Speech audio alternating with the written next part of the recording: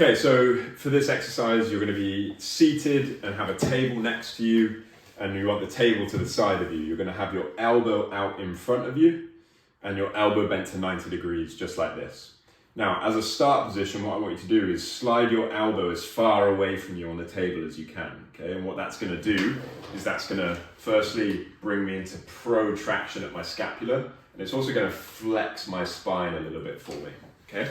So here, slide that elbow as far away from me as I can. You should feel protraction at the scapula and a little bit of a flex in your spine.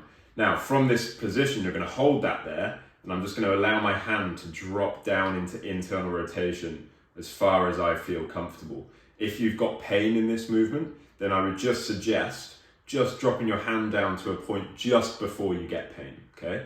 Then what I'm going to do is, from this position, at my end range, or just before you get pain, I'm going to put my other hand on top of my bottom wrist, and I'm just going to push my wrist up into my hand now at about 3 out of 10, so a very, very light contraction, and I'm going to hold this for 30 to 45 seconds.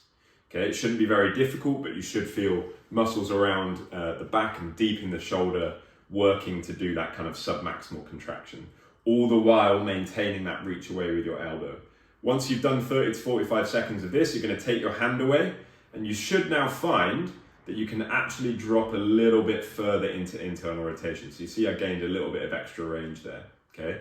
Now we're going to do the opposite, okay? So once I've gained that extra range, I'm now going to put my hand under my wrist, and I'm going to repeat the same thing, but this time I'm pushing my hand down into my hand, or pushing my wrist down into my hand.